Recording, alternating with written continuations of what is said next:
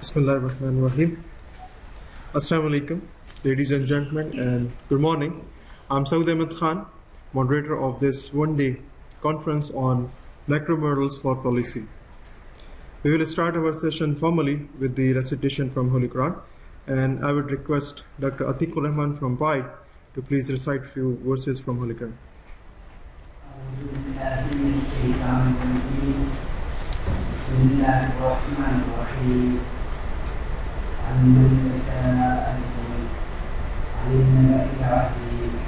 الذي هم فيه مختلفون كالناس يعلمون قلوب الناس يعلمون ألم نجعل الأرض مهادا والجبال أوتادا وخلقناكم أزواجا صدق الله العظيم. Jazakallah. I welcome all of the presenters and the participants of this conference on behalf of National Institute of Banking and Finance and Pakistan Institute of Development Economics. Thank you so much for you guys. Now, the basic idea of macro modeling was first led by the Kabul's Commission. Since then, lots of efforts has been made in turning their vision into more practical and relevant tools. The research in this direction can be characterized into as a response to the four issues. Number one, which is a very important issue, the design of model to be used in a policy implication. Next, the estimation of parameters. Third, how to evaluate models' ability to represent the outcomes from economy.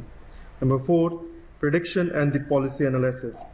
Usually, the last 3 points are main focus of empirical econometric texts and articles. The design of model, which is very important in use, has evolved over the years, and it depends on the academic miniature models evolved over time. We can characterize 5 such models, like number one, the Ramsey's model of late 20s, the ISLM and ADS models late 30s, the Solo-Swan model of mid 50s, and the stochastic Ramsey model, DSG models of late 80s. Then comes the new Keynesian models in late 90s. Theoretically, above models intend to prove a high level of interpretation of the macroeconomic model theoretically, not empirically at all. Today's conference will focus 2 of the research issues. Number one, the design of the model to be used in policy implication. Number 2, evaluation of models' ability to represent the outcomes from economy. For the opening remarks, I would like to call upon Dr. Asad Zaman, the worthy Vice Chancellor of Pakistan Institute of Development Economics and Chair of the conference. Sure. Bismillahirrahmanirrahim. Actually, I was planning to do a full-fledged presentation on models and their implications and use, but I will just do a few remarks. And we will let this Dr. Domrecht have the session for this time, because actually Ali Chaudhry has told me that he will be coming late, and I wanted to make sure that he hears what I have to say, so I will defer my presentation till later. So what I have to say, first of all, the one thing that should be clear, okay, I think I'll just go through the slide, is that models are essential for planning, not just for the state, but for us as individuals, for groups, for in every aspect of life, we are always using models.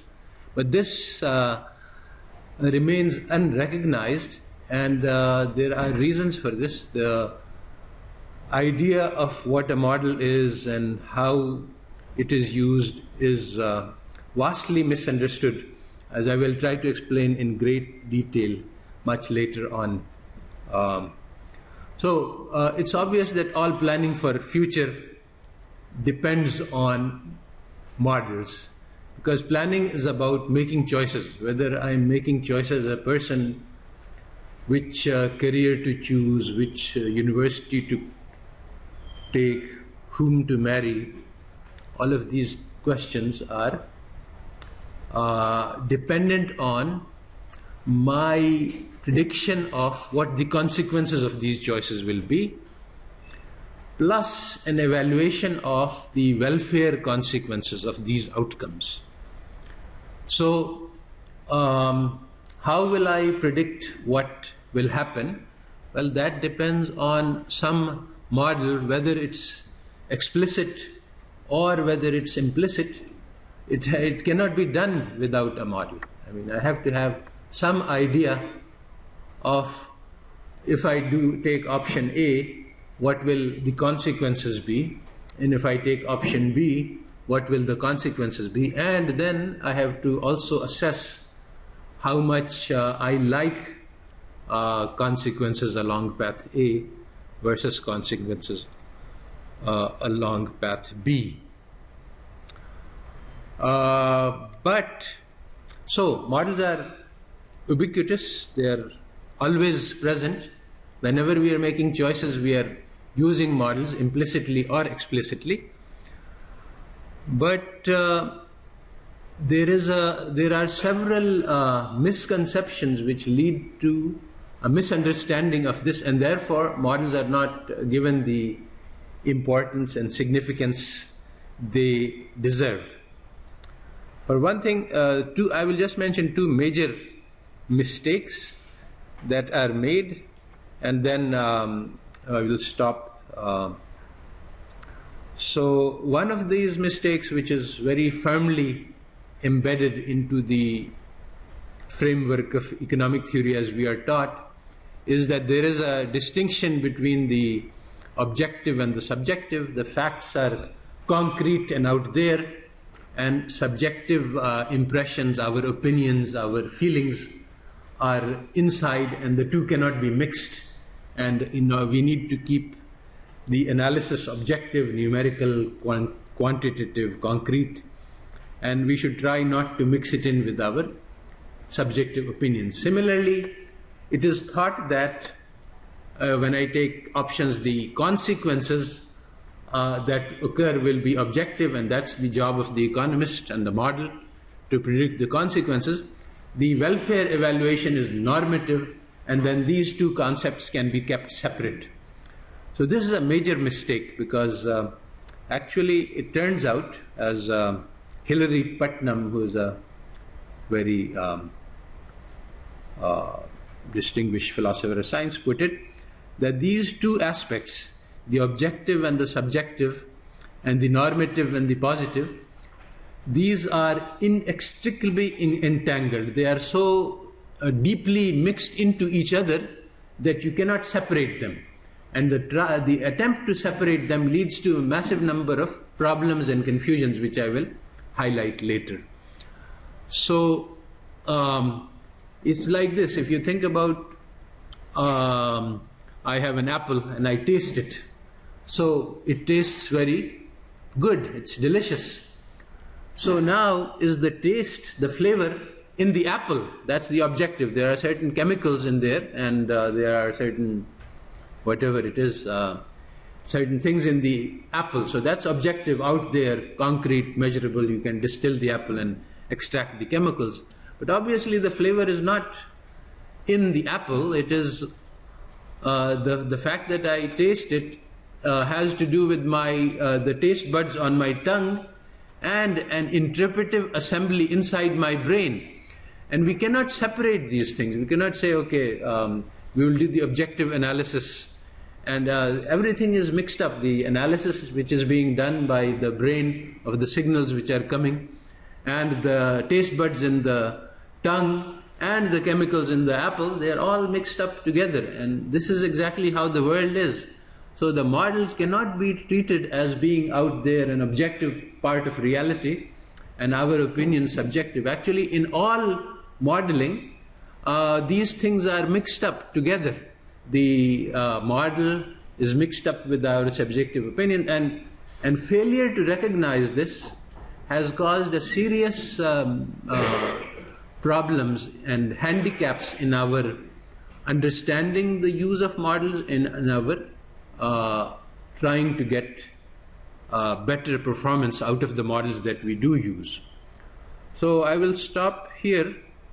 We'll first ask Michael Dombrecht to do this, to do his presentation.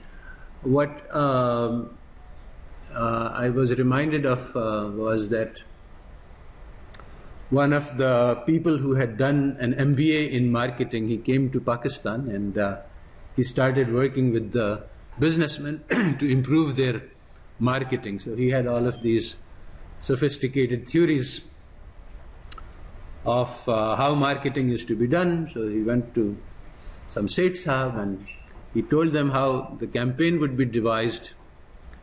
And so the Seth Sahab said that, well, no, that's not how I do it. I just look at the faces and the prettiest girl that I can find, she is the one who is going to run my ad.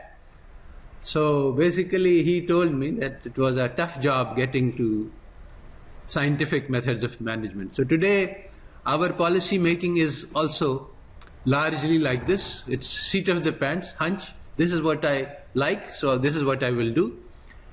And the goal of this conference is to try to get more empirical, evidence-based, model-based policy making and decisions.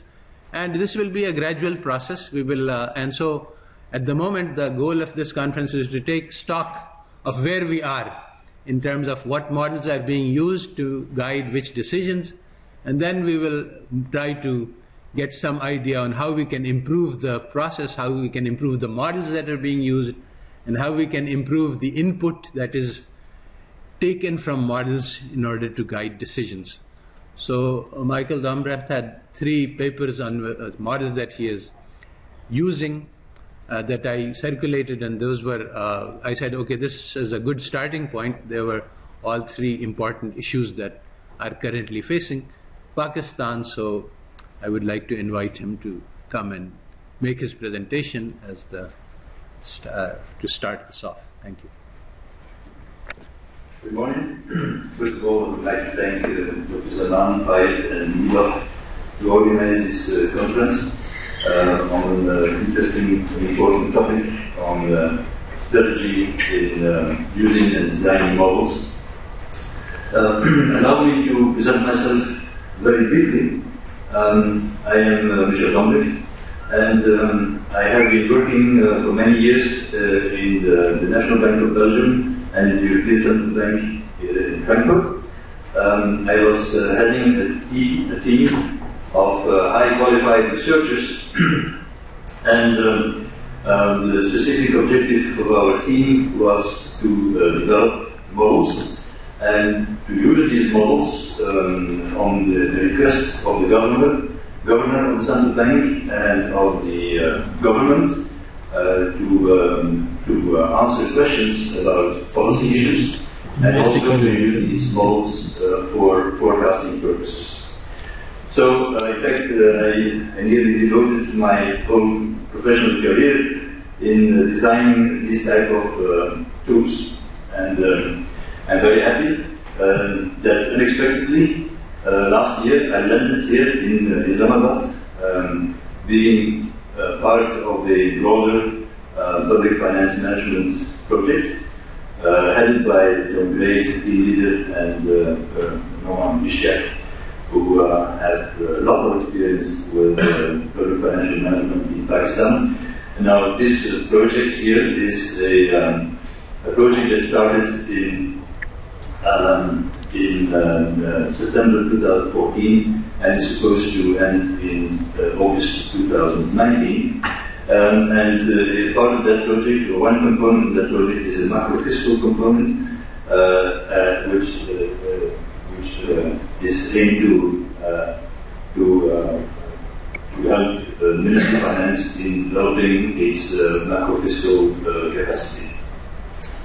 So in fact, I'm not really a staff member of the Ministry of Finance, but what I'm going about to say here has been thoroughly presented and discussed with the Secretary of Finance, with the Economic Advisor, and economic advisory staff of the Ministry of Finance, so I don't think they will be surprised about my presentation, because this presentation has been the result of intensive discussion between the Ministry of Finance and myself being part of the project. So, in fact, within the terms of reference of my task, within as being the macroeconomist in that project, my terms of reference mention that I should be assisting in developing capacity in macro-fiscal analysis of the Ministry of Finance, and over time develop a macro model for being used in the Ministry of Finance, build a data bank, which is a very important issue, which we will discuss in more detail also, and train staff in the use of a econometric software which is worldwide known, which is EMPIRICAL. So, Dr. Zaman had preliminary before the conference in the last few days circulated a number of questions that he would have liked to be addressed during this conference. So, in response to his first question, after discussing a lot with the economic advisory staff, we discovered some interests, some needs for modeling in several aspects of that kind of activity. We discovered within the Ministry of Finance, and especially the advisory, because I work especially with the advisory, which I consider to be the research department of the Ministry of Finance. When discussing the needs in terms of developing tools, mathematical tools, econometric tools, one of the important elements in this is that there is a need to develop tools for forecasting, both on a univariate basis and on a multivariate basis. Also, models can be used for as a means of checking consistency in forecasting or in scenario analysis. So that means that the model gives you a tool to check the consistency of the different projections in your model.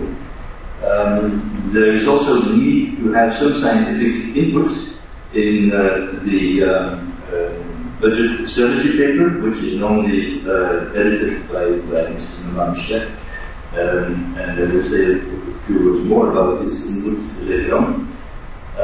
Models that can be used for scenario and risk analysis, because we can make forecasts, but there is, all know that these forecasts will be wrong anyway. So we need to have some kind of probability distribution around these forecasts, and we have to highlight not only the point forecast, but also our uncertainty and the risk analysis of these forecasts. The downward risk in the forecast, the upward risk in the forecast. So models can be used to evaluate the stance of fiscal and monetary policy.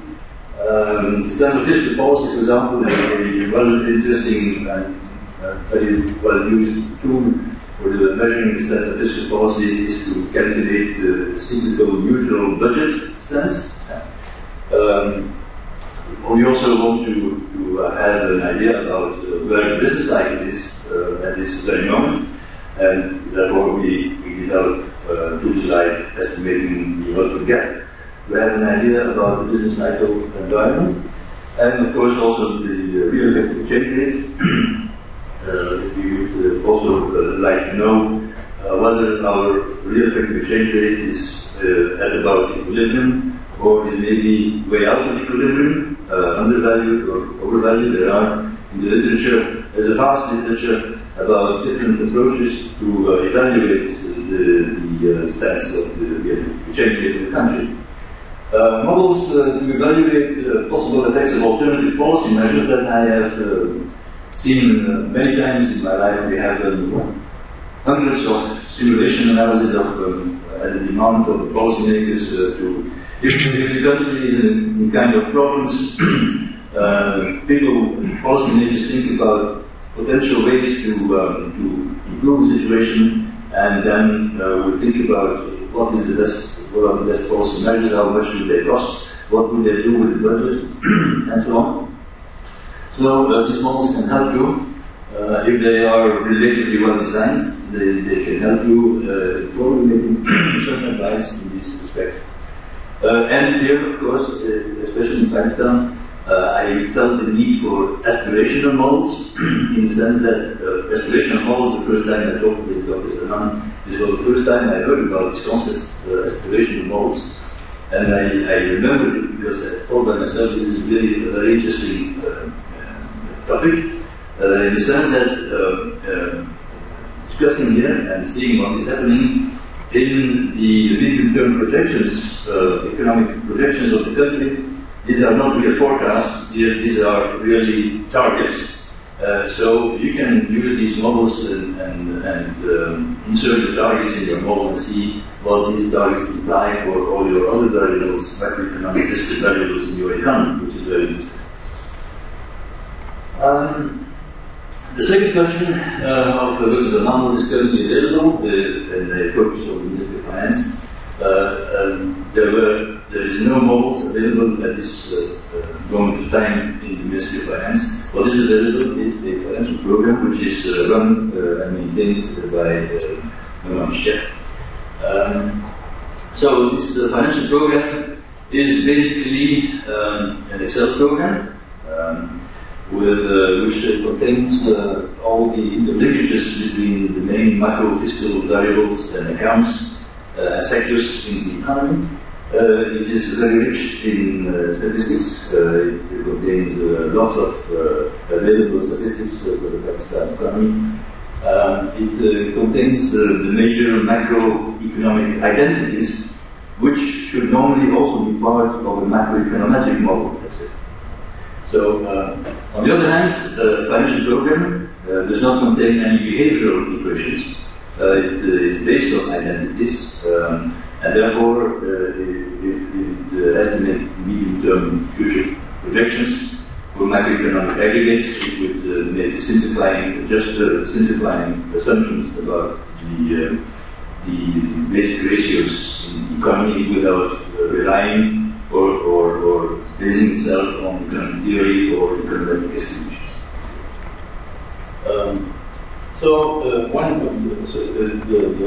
What I want to say is that one of the objectives of this, of my terms of reference, is to augment the financial programs with behavioral equations.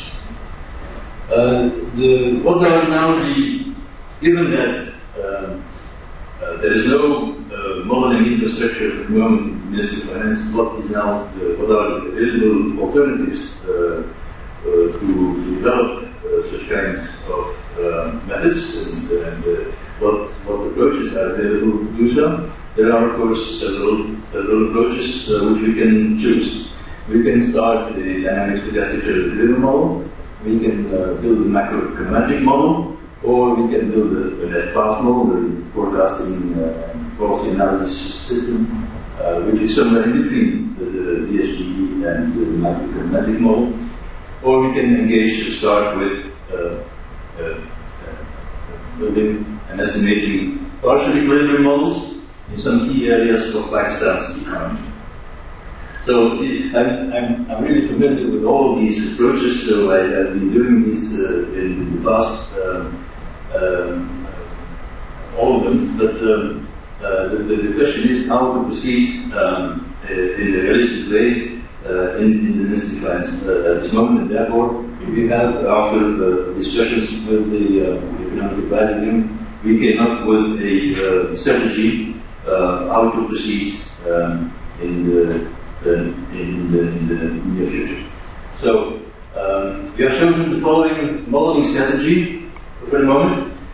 We have chosen to build some partial equilibrium models in macro key areas, and the intention is that we continue to do so in different areas, the most important areas of the macro economy of Pakistan, and that later on we can integrate these partial equilibrium models into a simultaneous regression macroeconometric model, and then thereafter we can integrate that with the financial program. The financial program is basically an essential ingredient in all this analysis.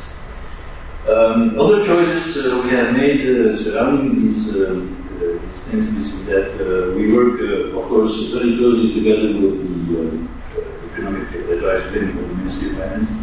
We organize very regularly and many discussion seminars together with them to discuss the development in these areas. We have started also to organize EU training. The Economic Advisory staff now has available licenses for EUs. And we started to build the coherent dataset and also develop some instruments for descriptive analysis. So this is a basic strategy which we have chosen. So what have we done up till now? We have produced documents, spreadsheets, reviews, programs in different areas, some in terms of descriptive analysis, some in building a coherent national accounts dataset, building other data which are needed for modeling purposes, English training, and research papers on some key areas of Pakistan. So that is the work done up till now. Let me say a few words about each of these works that have been done up till now. In terms of descriptive analysis, we have calculated partial spread price indexes and volume indexes of detailed export categories to see how these volumes and prices in the diverse detailed product categories of Pakistan's exports are moving. We have developed spreadsheets that allows easy interpretation of the movements in monetary serving, which contains the use of sources of money and money creation. We have descriptive analysis of Pakistan's terms of trade and also of the share of its main export categories, products in total exports of these countries. This is a very important part, we think, is the construction of a national accounts dataset. And I will give the floor to Mr. Sheikh Malik of the Economic Advisory, who has done a lot of work in this respect. Just to add this is just to inform, where you are using GDP and national account data, there are different sources available. You will use the SBP data, you use economic survey, and for the researcher they have IFS data. But none of them has taken it into account that whether this data really represent PBS data or not. That is the most important thing. So there's a need to have a consistent data so that each researcher should have the access to that, and the result will be same. If you are using the IFS data, there will be different result. If you are using the SP data, there will be different because the values are different for if you are going with the expenditure approach or you are using with the output approach or whatever. So we are trying to make a consistent data on the basis of because PBS is the main head of that, because they have, so we are making the data, we are taking the data from that, and so we are making on a very coherent or consistent way so that it can align and the researcher can use on this available matter. Because you have 50-year statistic book, if you have to draw the line, you can take from the 50-year statistic book but there are some differences, so therefore we have highlighted that difference, and we are trying to make on a very consistent level that will be a coherent and consistent data on our variables of, especially in the national economy. So, in fact, as Mr. Schroeder said, there is some work to be done, I think, to build this coherent. And in fact, if you build models, then you want to compare the results of models, whether they are integrated models or models that in fact as far as they use data. So, in fact, it might be desirable first to have a very thorough discussion about the national accounts data. You know that the national accounts data, as in every country, the Statistical Bureau sometimes changes base year. So that means that if you compare the data on new base year with the data on the previous base year, they will not be comparable anymore. They will have structural breaks and all those things. So it's not the task, nowhere in the world the task of the Bureau of Statistics to make this coherence or comparability between these time series. This is the task of the user. But it would be very desirable if we as users, or you as users, would agree on how to do that. So what we did is we went to the library of the Bureau of Statistics, we copied the statistical yearbooks, we make sure that we had all the recent updates in all the data that were all the years, and then we used, fortunately, the PBS publishes conversion factors, as every Bureau of Statistics in the world does, so we can use these conversion factors. But there are specific choices to be made. For example, if you apply the conversion factor on total GDP, for example, then you will have a coherent series of GDP over the whole sample period. But if you do the same for the components of GDP, for example, let's say manufacturing industry, agriculture, services, and so on, if you apply the conversion factors on all of these components, and then you add up these components to obtain total GDP, your result will be different from applying this kind of problems. I think they have to be settled. If those are not settled, and we work on different kinds of versions of coherent national accounts data, which are comparable over the whole sample period, then our results, of course, will be different, not only, but also because we use different data series on the same national accounts. And since we also know that the consumption in the expenditure approach, consumption is calculated as a residual in the national accounts in Pakistan, when your total GDP data is different, then your consumption data will be different. So this is, I think, a very important point to settle if you want to compare results of different modeling exercises. So, okay.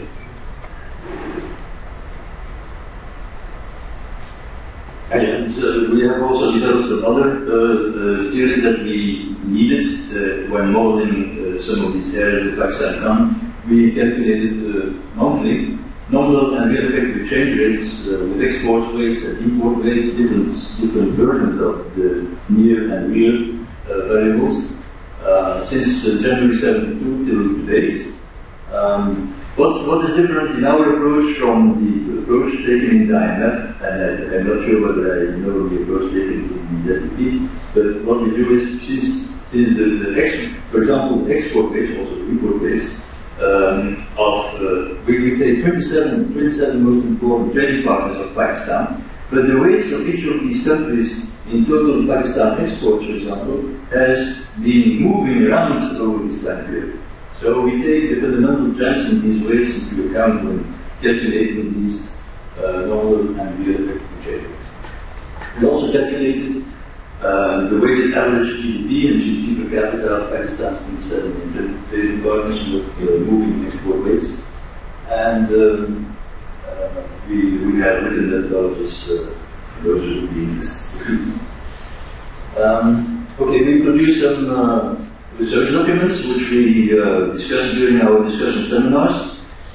There are several types of discussion papers and discussion topics that we have done up to now. We have theoretical discussion topics, like the one I would say is more latest. We have theoretical ones, we have overviews of stochastic data generating processes. Nowadays, you need first to know what is the characteristics of the data generating process of the data you are working with. Just to know whether your data are stationary or not stationary, and if they are stationary, what is the process? Is it white noise or is it some kind of ARMA process? If it is non-stationary, how to relate non-stationary data with each other in terms of coagulation testing. So, and the third category is empirical research papers, of which the examples have been distributed to this conference. So the theoretical discussions we have had is on the absorption approach to data payments, on the monetary approach to data payments, and in fact the Marshall Coherent conditions, which are derived from the traditional elasticity approach to trade balance, to evaluate, is a rule of thumb to evaluate the possible effects of exchange rate depreciation on the trade balance, for example. An extension, and then we have also extended this traditional elasticity approach to incorporate wage and price dynamics. We have done some empirical research on potential output and output gap estimations, on inflation modeling and estimating export and import elasticities in Pakistan. And we also have a reduced form GDP forecasting equation. We are doing currently some other work, which is not yet discussed at the moment. This research, as you have seen, the papers which have been distributed, this is really preliminary work. It is certainly not finalized, not fine-tuned, as it should be with the Pakistan economy. So this is taking, let's say, approaches, universal general approaches which have been used in many other countries, and to see how that turns out on Pakistan data.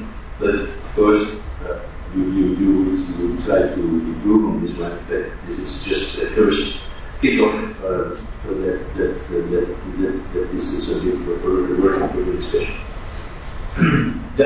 In terms of our potential output and output gap estimation, this research paper is an application to Pakistan of methodology used in European Commission and in European Union countries and in European Central Bank. So this approach which we have taken is described in full detail in these two publications in the European Economic Papers, which is an official publication of the European Commission, and the second one published in the European Central Bank Vocational Papers in January 2005. So in fact, these are the basic references for what we have done in terms of calculating potential output and output gap on Pakistan data. So this is I'm not going to go into detail. This is a production function approach. So with the production function is the first equation. This is real value added, which is the product of total factor productivity, labor input, capital input, and alpha. This production function has the properties of constant terms of scale. Alpha is then the share of labor income in value added. The labor income refers to the population P, but with all the parameters of the characteristics of the labor market.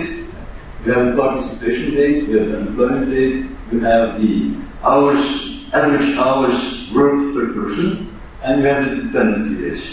So this equation, you can look into all these parameters, and these parameters give you an idea about the structure of the labor market in your country.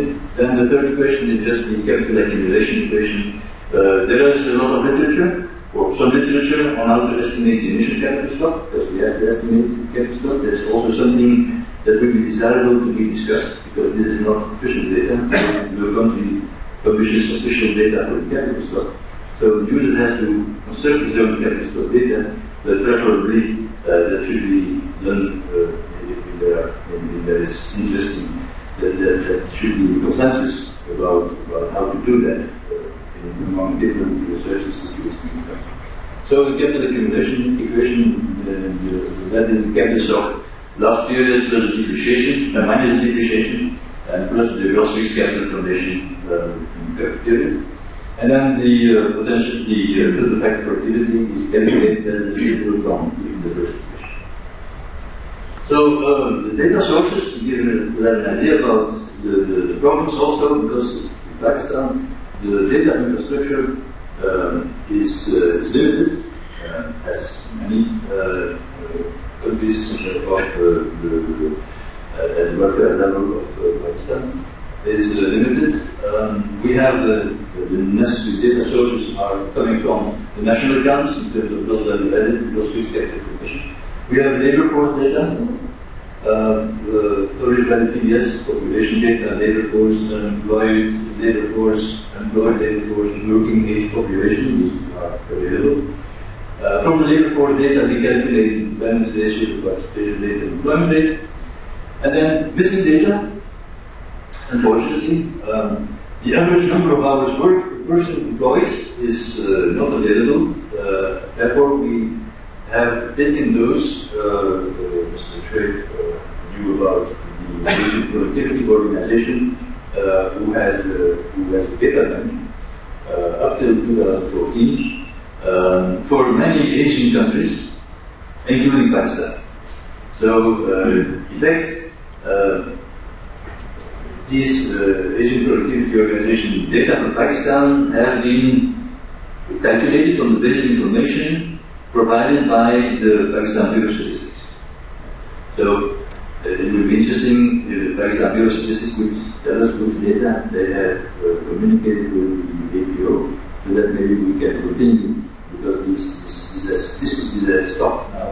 There's no recent information available for Pakistan in this APO productivity data. The wage share in gross value added is a very important indicator, but unfortunately the national accounts in Pakistan do not have an income component. So the Pakistan national accounts provide us with the gross value added approach, the expenditure approach, but the income approach is missing. So we even don't know what the average wage rate is in Pakistan.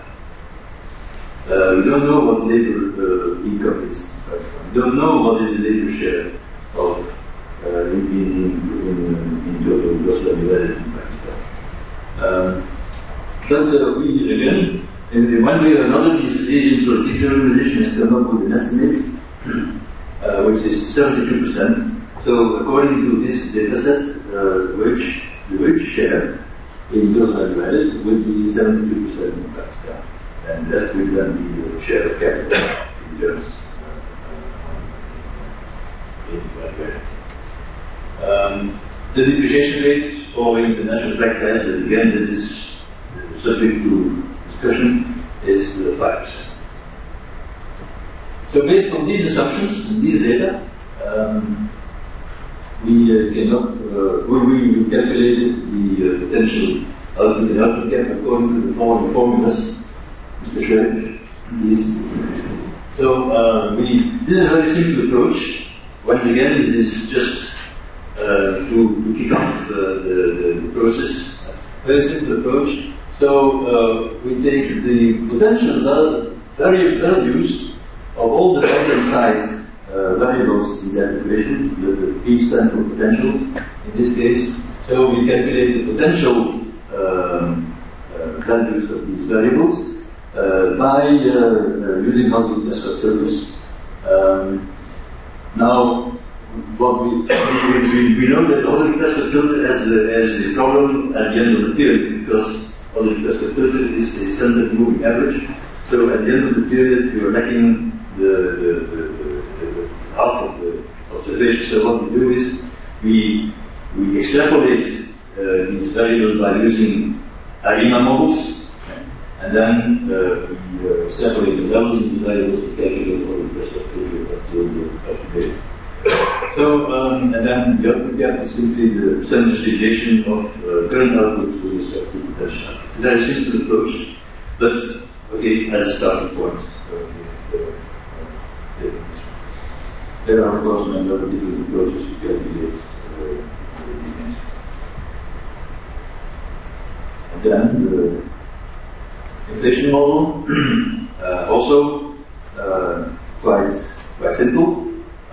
We have done the following. We recognize that Pakistan, like many other countries, are open economies. Therefore, that Pakistan's inflation, CPI movements, are generated by two components: imported components, inflation or commodity prices in the rest of the world change that might have an impact on your own inflation rate. So imported inflation and partly from domestic sources. So the domestic sources are captured by the output gap, and that is something that is prevalent in DSGE models, because with a lot of mathematics, it can be shown that the domestic source of inflation, which relates in fact to marginal costs, production costs, can be captured, if you do the mathematics in the DSGE models, can be captured by the output gap. Output gap and marginal costs are proportional in these models. So we took the output gap calculated in the other paper which we just discussed. We calculated the output gap, we used the output gap in our equation model. In fact, I should say equation. And the imported inflation comes from the weighted average CPI in Pakistan 27 main trading partners, which we have calculated.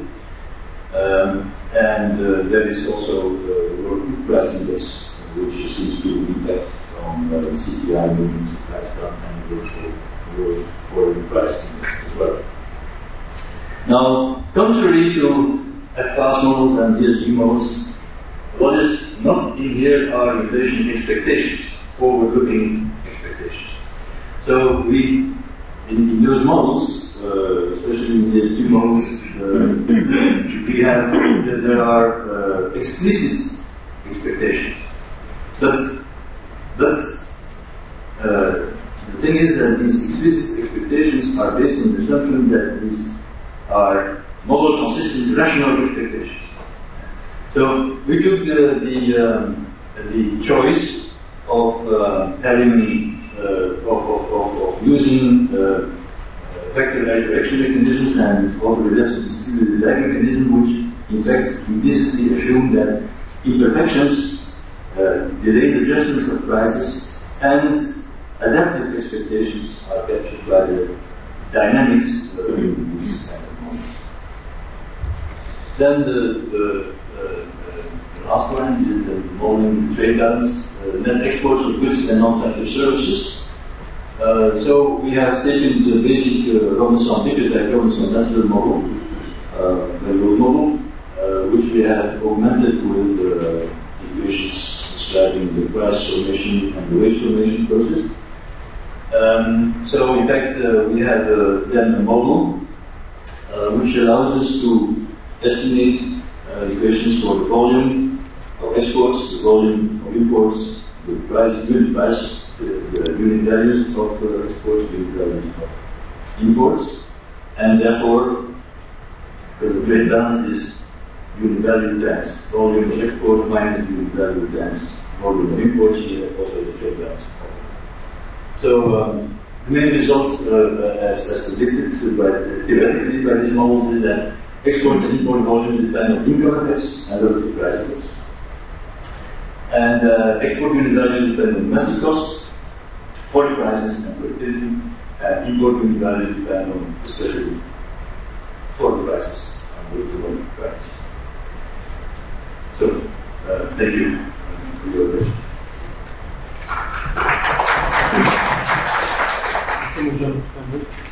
Our next presentation is on export elasticities, and the presenter Dr. Susan and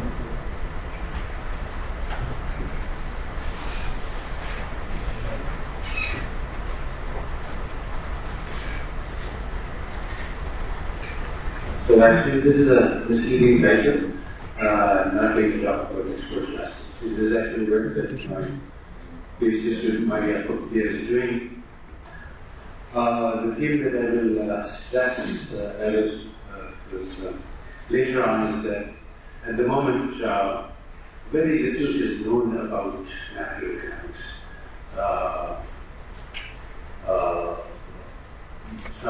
Olivier Blanchard, who's the IMF, he has said that basically DSD models are based on assumptions which are deeply in conflict with what we know about firms and consumers. And similarly, Paul Romer, who is another very star economist, has said that macroeconomics has been going backwards for the past 30 years, and basically we know less now and than we used to. And another leading macroeconomist has said that basically if we consider, is there any settled body of macroeconomic theory that we can use? So his conclusion after deliberation is that no, there is nothing we know about macroeconomics. In such a situation, one should start from scratch. One should not take anything for granted. I will talk in my talk, which was meant to be given earlier, but I want to reach out to be here too. That I will show that actually why this state of affairs is, why we have such a terrible outcome when it comes to macroeconomic models. But in the meantime, what I'm trying to do is to devise strategies. What I'm going to say is that econometric theory that I learned at Stanford and that is currently dominant has extremely pathetic methodology, which is hopeless in terms of its ability to discover truths about the world. And of course, that's quite easily demonstrated if you take any given model. For example, the issue that we are about to examine, growth and exports. I can show you many papers in the literature for each of the 4 possible positions which are taken. One is the export-led growth hypothesis, which says that exports will lead to increase in exports, will lead to increase in growth. The second is the growth-led exports, that if we have growth, that will lead to exports increase. The third is that there is bidirectional causation. And the fourth is that there is no causation that we have. So all 4 theses are supported by not just one, several papers can be found to support all 4 of these positions. In addition, if you are an expert econometrician like myself, I can take any data set and get any outcome out of this that you want. And I actually assigned this to one of my students to do for a particular data set, and we wrote an MPhil thesis in which he showed that whatever we want, whether we want to show the series is co-integrated or it's not, or it's he could get by using the right tools existing in current contemporary methodology. So basically, econometrics is broken, macroeconomics is broken, and you can't trust it. So this thesis of Maria Koptia is based on trying to discover new tools which are sounder and closer to the ground. And so basically what I have, my approach is to be very close to the ground realities, try not to go beyond the data. One of the major problems with econometrics is that too many assumptions are imposed upon the data without any explicit consideration of whether this assumption, whether we have normal errors, whether we have a linear regression model, whether we have the structure that is specified is actually compatible. Many assumptions are imposed on the data without any explicit reckoning of the suitability of the assumption and the price that we pay for this assumption in terms of how sensitive the results are to minor changes in that assumption. So now this methodology, which I'm just going to briefly illustrate. So I'm just going to explain briefly because this is our goal is here not to get into the details which are actually still subject to finalization. But basically what we did was we said, okay, we want to examine whether there is any relation between exports and growth. And actually we have about 6 years of data. World Bank Development Indicators has exports series and GNP series. So let's just look at, for a large number of countries, And so we have a panel data set, which is an ideal data set for exploring such relationships. So let's see what's happening, and I just want to see what the data is telling us, and I don't want to impose any model type assumptions. So the crudest way that I thought about doing this was to say that, okay, let's look at first exports, and some countries are high exports and some are low. So I'm just dividing the country into two categories. I take the median export as the division point. Every country which is above median export level is a high exporting country. Every country which is below median is a low exporting country. Now, for every country, I have a time series, which indicates whether or not it is in the high group, which means above median, or whether or not it's in the low group. And I just look at what happens to this series. So that's the first transition matrix. Okay, this is the one. So what happens? Well, basically, this shows us that if a country is a low exporting country, below median, then it remains a low exporting country in the next period. That is, 90% of the cases over all countries and all time periods, if you are below median in exports, you will stay below median in exports. And similarly, the percentage is 94% for high exports. So if you are above median, you will stay above median. From this, what did we learn? We learned that the level of exports is not useful as an explanatory variable for anything, because it just doesn't change. So if you want to think, do exports cause growth? It's clear that this is not the variable which is going to cause growth, because growth has varied substantially. But this particular variable does not. So, if you look at the details, there are a few exceptions. Morocco and Nigeria had 5 and 6. These are the only two exceptions. Had 5 and 6 transitions from being low export, below median, to high export. And these are some specific details which actually Maria has. This is one of the things that I want to stress. One of the major failings in how we teach econometrics and what econometrics consists of is to mistake the mistaken idea that we can understand numbers in isolation from reality.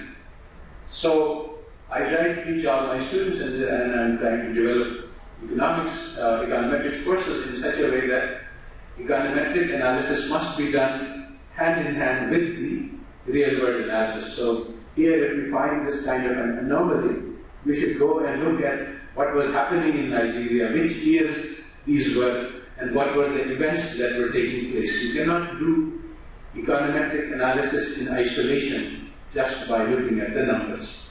So next. Okay, so similar situation prevails for GDP. If you look at GDP transition, the low, if you are a poor country, you remain a poor country, 92% probability. But for the high income countries, for the above median, there's only a 75%. So there is a risk of slipping into poverty. So there is some more movement in this direction. So there is something that could be analyzed. So next slide. Okay. Now, so we said, okay, exports is not the variable that has any action. So let's look at the rate of change or the growth rate of exports. So now we see a lot of action here. Low growth countries, low growth exports go to low growth exports with 70%. So there is a 30% chance, and this is basically the same for high. So there is quite a bit of movement from low growth to high growth in 1 year to the next. So there is a lot of fluctuation in exports. This means that there is some chance that this variable might explain something. So now the next issue is to look at whether these export transitions are related to growth transitions. So, isn't it up there? So then that was the general pattern for all countries. But then we went on a country by country to see, are there any exceptions?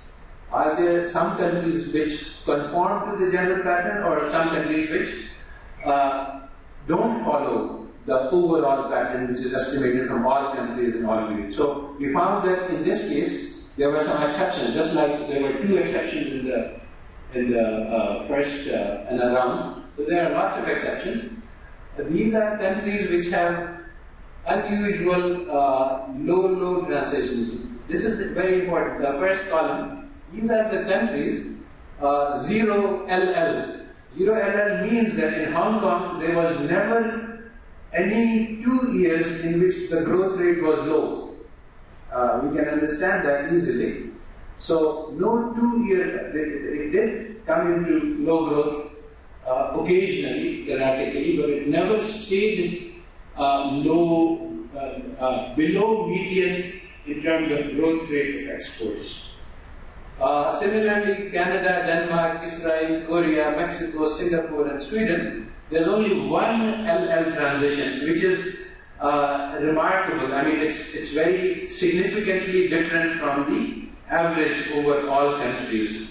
So again, this is significant. Again, this is something that one needs to supplement by looking at what is going on in that country. Similarly, in China, India, Italy, Netherlands, and UK, we have only 2 cases where the country had low growth in 2 succeeding years. So again, these are exceptional and away from the median. The other side also, we have some countries which are exceptionally high. So these are the Senegal, Gabon, Guatemala, Iceland. Now Iceland is a very interesting case. It means that in Iceland, there were 35 LL transitions. So Iceland is not only below median in exports, but it remained below median over a large period of time. So basically it means that Iceland must be, I don't know actually enough about it, must be a closed country. It has low level of exports, and it has consistently low level of exports. So here is something to look at. If the growth rate of Iceland has been high, which it has been, then there is a clear indication that high exports are not needed to achieve high growth. So that is one thing that we can see. And similarly, if we examine these countries, these are all countries, Niger, Benin, Fiji, Burundi, these have very unusually high transitions. Okay, so these are HH transitions. The unusually low countries means that they never stayed among the high export countries. So these are the countries which were not able to maintain high growth in exports for 2 periods in a row.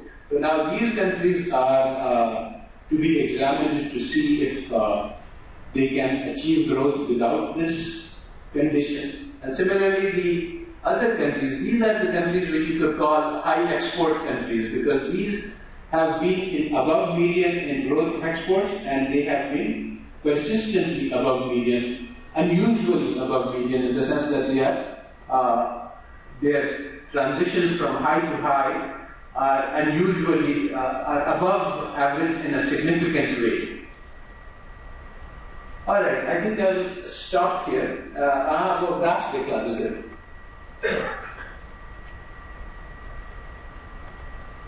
Okay. So basically, as I said, one needs to do down-to-earth analysis. Theory is a handicap because theory has been actually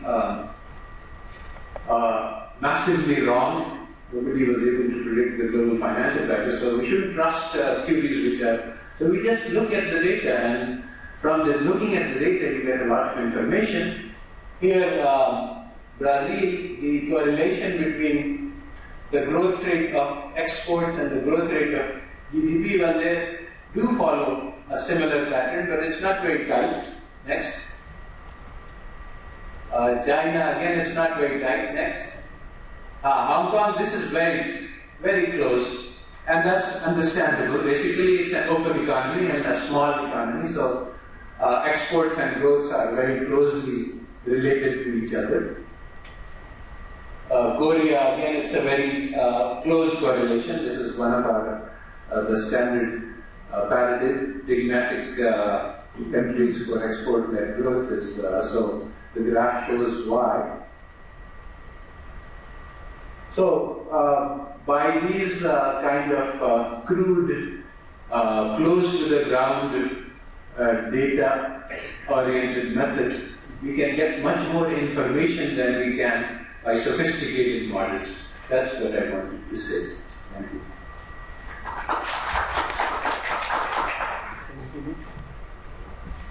Now the last presentation of this first session is on exchange rate for improving the exports and on the present for the quite sensitive development context. My presentation is really of provide a fraction on a prevailing debate on the exchange rate.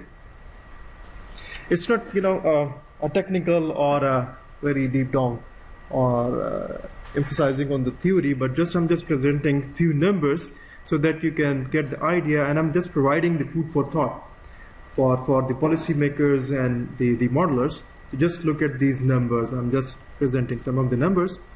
See, now, simple accounting effect. Now, the total debt, the current total debt is 73 billion USD, and I'm just converting it into the prevailing exchange rate on 104.6. I don't know what is today, but for the yesterday, it was that, and it accounts for PKR 7636 billion. And if I just change it to the proposed 122 PKR per dollar proposed by the SDPI, it will rose up to 8906 billion, and the difference is, you can see, very simple, 1270 billion, just by raising the exchange rate. Now, for at least for the break even for balance of trade, you should improve 1270 billions. That was simple accounting effect.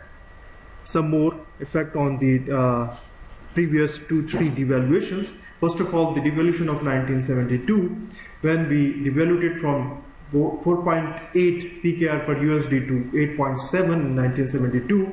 The exports also, meanwhile, increased from 3.6 billion to 6.4. That is the raise of 2.8 billion.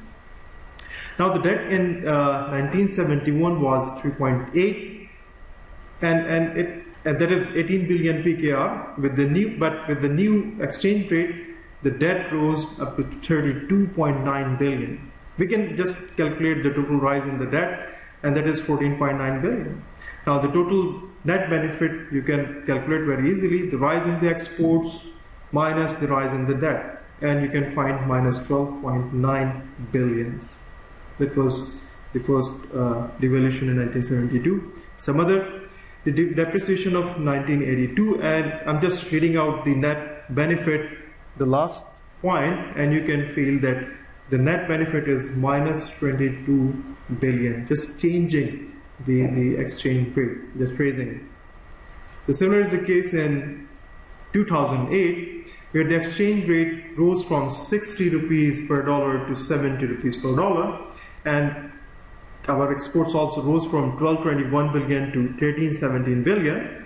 You see that the imports rose from 1827 to 2469 billions. The trade deficit increased in PKR 606 billion in 2007 to PKR 1152 billion in 2008. Now the debt in 2007 was 42 USD billion, which accounts to 2520 billion in 2007, but in 2008 it became 2940 billion. You can see it. And the debt increased 420 billion, and very easily you can calculate the net loss. That is the trade deficit plus the debt increase, and it rose up to 966 billion. That was the result of depreciation in 2008. Now the exchange rate and the balance of trade. Oil imports very, very highly inelastic, and the oil imports for the last fiscal year remained 7.7 billion USD. At the existing exchange rate, this is 805 billion, and on the proposed exchange rate, it became 939 billions. and the expected increase in the fuel import would be 134 billion pkr. Simple calculations. Now, imports of the machinery and the machinery. The total imports were USD 6 billion in the last fiscal year 2015-16, and on current exchange rate it is 627 billion pkr, but at the proposed becomes 732. So the increase in imports is 105 billion just by raising the exchange rate. Now the total expected increase in imports, fuel plus the machinery, is 239 billion pkr. Just raising the exchange rate, you can feel it and calculate it very easily. Oh, okay. Besides, we have the future prospects as the CPEC is going on, and we have to have 6,000 megawatt projects, and these have to be implemented by the government because CPEC is there. Okay, definitely, and these are fuel driven. And then beside that, we have a 46 billion USD, which is definitely having large proportion of that on the concessional loans. And when you increase the exchange rate, definitely this loan will increase. All loans shall be valued higher if the exchange rate is changed. Therefore, such a proposal of increasing the exchange rate may increase the imports as expensive, making the balance of trade even worse. Other economic cost of the devaluations, I'm just putting here the arrows, you can get the idea. Lastly, I just want to read a few lines from the current issues of Fed in January 2003. I'm just reading two lines from here. In 2001, the US net debt to the rest of the world jumped to 2.3 trillion, a level double that recorded in 1999. A third of that change, however, can be traced to a simple accounting effect. Just reading out these facts from the issues of Fed. Thank you so much. So, okay, that was the last presentation of our session 1, and now this session is open. We had 3 presentations from Damrek, Maria Gupta and Dr. Suzaman, and Saud Ahmed Khan from BIDE. The session is open for discussion, questions, if any. Please. Is this a question? Is from me or?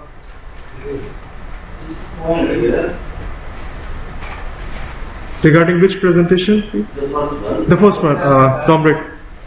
I am Syed Kareem Hafiz from State Bank of Pakistan.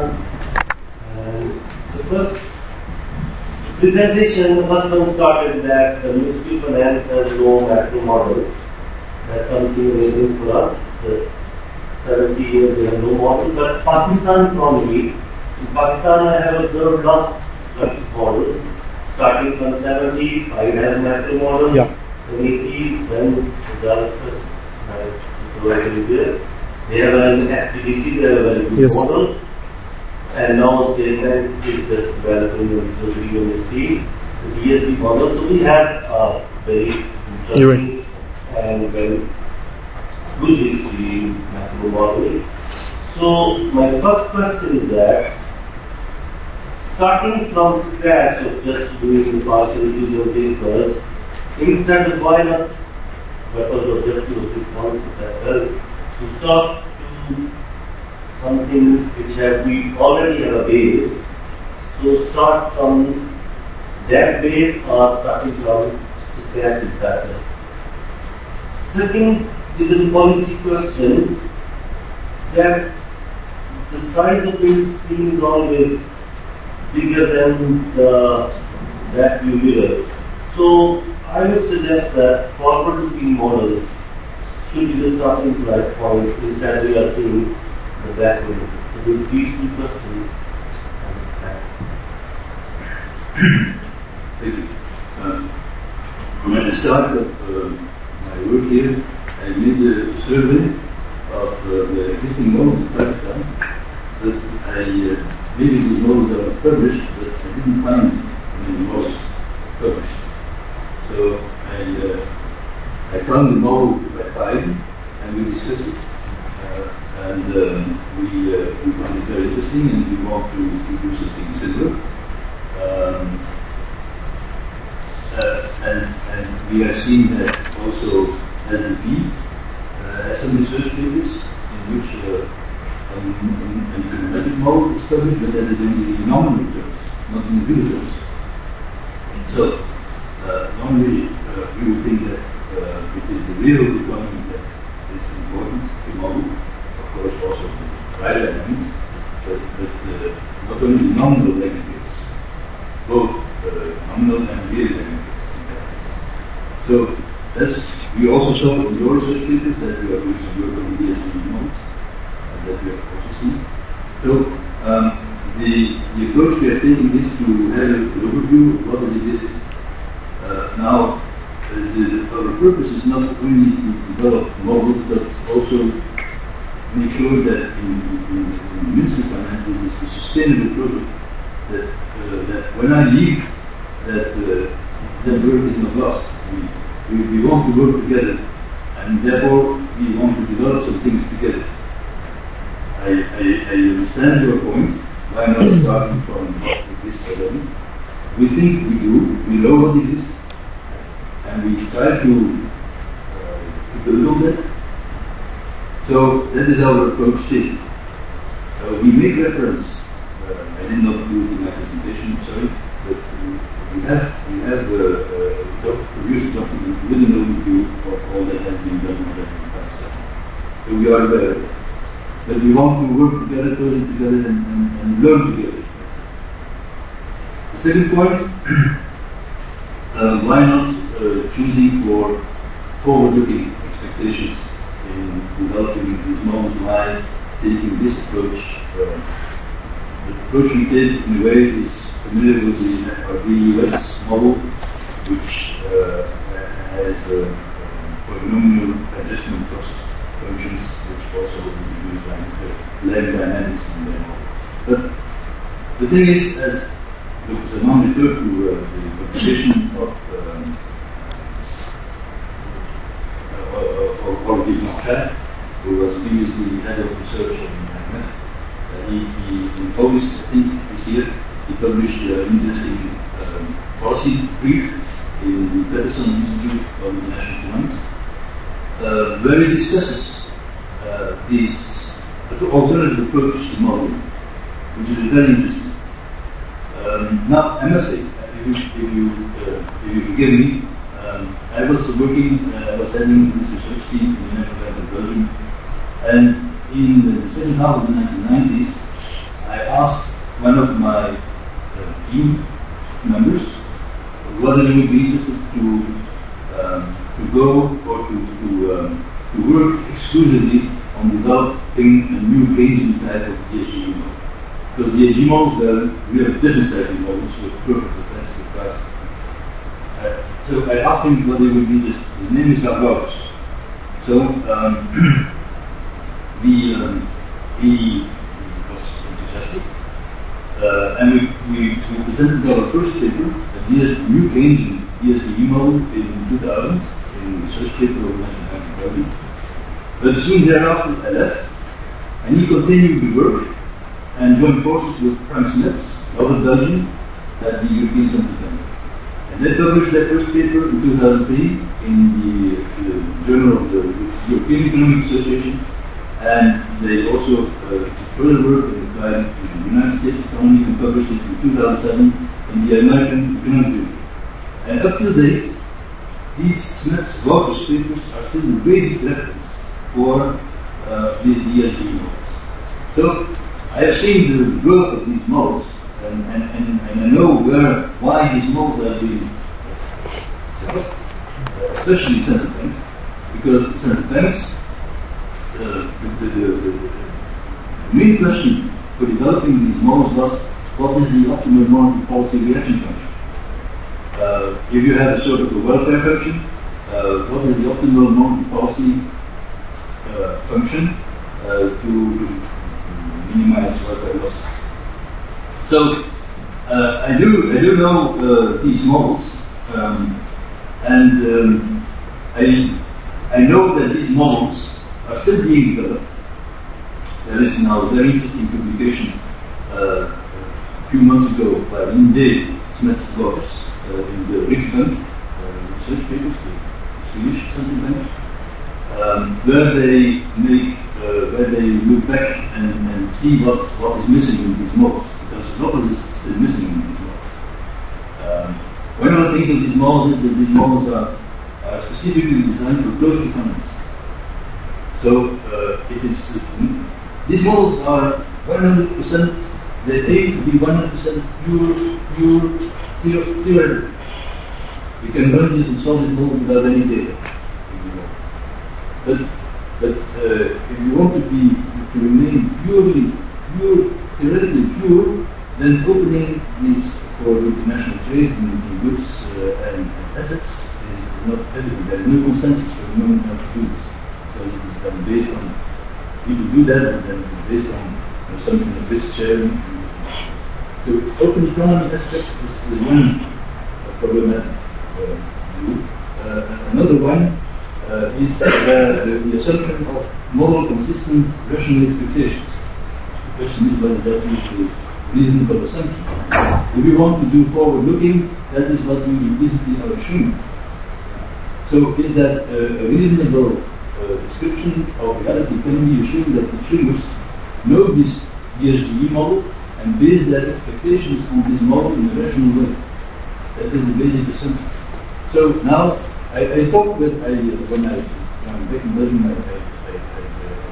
meet 10 times words. We still at the National Bank of Belgium, and I asked him what are you doing? He said we would try to introduce learning in these models. Learning is a type of life, and it's a basic characteristic of life, which is probably more realistic than having these model consistent rational expectations in these models. And third, what he is doing in that Riksbank paper, they have, as you mentioned, even these models were not able to predict financial crisis. So what they are doing is to think about the shocks in those models, because these models are shocks. There are shocks in those models, but these shocks are modeled by simple ARMA processes. So in that Riksbank paper, they try to have shocks with non-constant values. You try to introduce or design shocks that you need to explain reality. So also in the Olivier Blanchard paper, Blanchard says that this assumption of consumers maximizing their intertemporal utility function subject to an intertemporal budget constraint is quite questionable. We know that even in our countries, a big proportion of consumers are liquidity constrained. They do not have the luxury to maximize intertemporal utility function. So they can consume what they are earning in this particular period. So then people try to manage that thing by introducing liquidity constraints, but these are, as Marshall said, these are more like repairs. So there is not yet, I think, a real consensus about these forward-looking models, and that is one of the reasons, also because of the complexity. These models, we cannot estimate and solve them in deduce. We try to use deduce together, but you will not be able to solve these models. You need to repeat written as a matter of linguistics. So because of the complexity, because of the questions, because of the assumptions discussing among us, we have decided to go for traditional type of models, partial equilibrium, that is true. But I do think that in macroeconomics we know a few things. Maybe you will not agree with me, but I think we know a few things in macroeconomics. And there are some well-established and well-accepted partial models. And it is true what you say, and Marchand has also alluded to this. He says that estimating and using these partial equilibrium models is really more like an art than science. But if they are if this art is done in good hands, it can be very useful. That is also what we say. So that is in fact the approach we are taking. It's more like a traditional approach, taking stock of what we think we know about macroeconomics, and not yet engaging in these forward-looking models because of reasons which we have discussed, which imply also this assumption about the non-existent rational expectations which we need as the basis for introducing these forward-looking aspects. Please.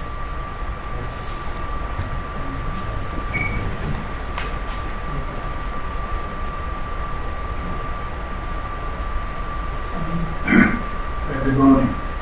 I can just introduce myself. My name is John Gray, and I'm the team leader of the project in the Ministry of Finance that Michel Gray works on.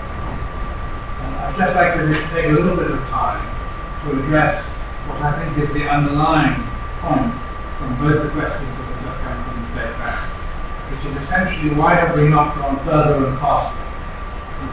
And I want to touch on some of the institutional reasons why we've taken the approach that we have taken. As the team leader of this project, I was very much responsible 2 years ago for deciding that this was the approach we were going to take. And let me be frank with you, it would have been very easy with the resources we had at our disposal to put together a team of 4 or 5 experienced modelers, some from outside the country, some from Pakistan, and we could have developed, whether it's a DSG model, whether it's a standard, whether it's a more traditional structural model, we could have done that probably within 6 months or 12 months. We could have had a model up and running. Okay, why didn't we do that? I ask you first to look at the history of attempts to build models in the government. Now, in the SPP, as in other central banks, you are frankly in a very privileged position. You have a very well-resourced research department. You are able to retain and pay your staff market rates, and you have an institution which must have a forecasting capability. The situation in the government is very, very different. There have been a number of attempts to establish macroeconomic models over the last 20, 30 years. I won't enumerate them. Some of them have been in the Planning Commission, some of them have been in other institutions. The typical pattern we see is that a team is put together, maybe by UNDP, maybe some outside organisation, and a model is built. I can promise you that there is no case where such a model has been sustainable for more than 12 months after the end of the project itself. So you have to ask yourself, why is that the case? And the case comes down to very fundamental aspects of the way the government works. The question of whether there is actually a demand in the government at the top of the Ministry of Finance to have scientifically, I use the word scientifically rather cautiously from the presentation we had from Dr. Barr. But there is a skepticism about whether a more technical approach to forecasting is going to be better than, when I use the words that have already been used, determining the forecast on the basis of the CFR facts. Those are the words that can't go with my mouth today. So we decided that we're not going to go down that path. We're not going to make the same mistake that's been made 4 or 5 times over the last 30 years. What we're going to do is we're going to take a more gradual, more softly approach. We're going to ask ourselves, what are the main constraints? Why, after 70 years, as you say, the Ministry of Finance of Pakistan, which is one of the, I don't know where it is in the rank of countries, but it's very high up in terms of the size of the economy, why has the Ministry of Finance not got a model? And the issues that we come to, there are 4 or 5 of them that have already been touched on, so I won't go into them in depth. One is demand. it is not clear that there is a willingness to move from sequence of patch projection to something which implies that a set of technicians has a significant input in terms of identifying the implications of different policies. The second, and I'm very happy that it has begun to come out of this meeting, is the question of the state of the data.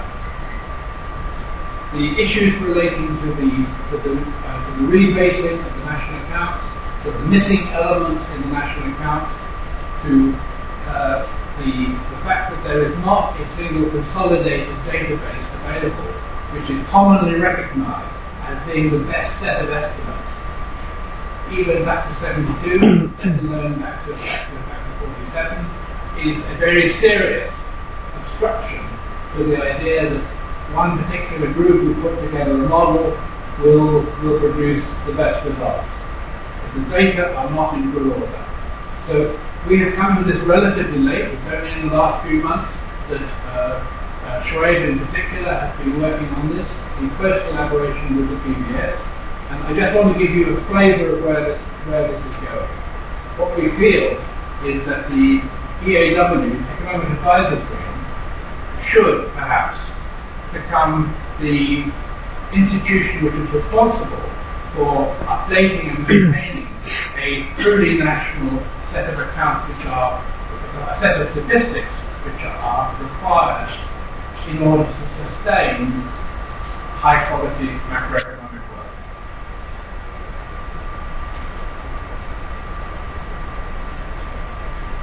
Later, institutional capacity. The actual institutional capacity in the government to undertake modelling work, I have to put it to you, is very, very limited. That's not to say that there aren't a number of extremely talented and indeed experienced people.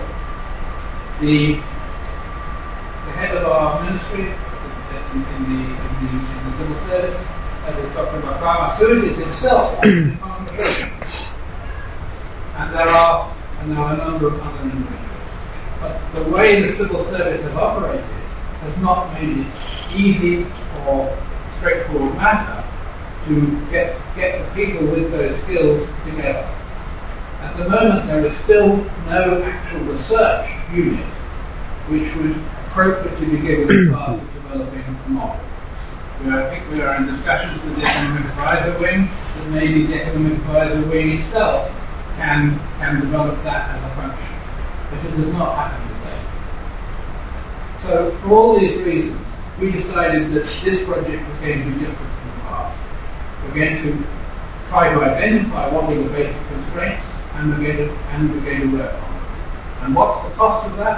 The cost of that is that it's going to take a longer period. We are in the very fortunate situation that we have a 5-year project for which we have funding. We have, from the European Union, we have an enormous amount of flexibility they're giving us to decide how to move forward. So, are we going to build something which is a multi-equation model? The answer is yes. When? I would think it will be, we will probably start on that work either next year or the following year.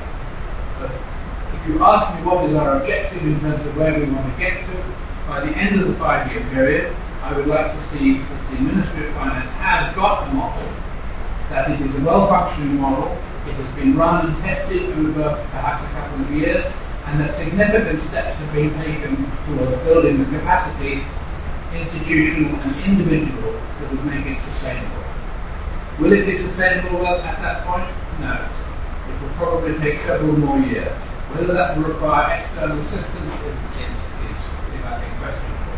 But that's the sort of time frame that we need to think of if we're actually going to get to where we want to get to.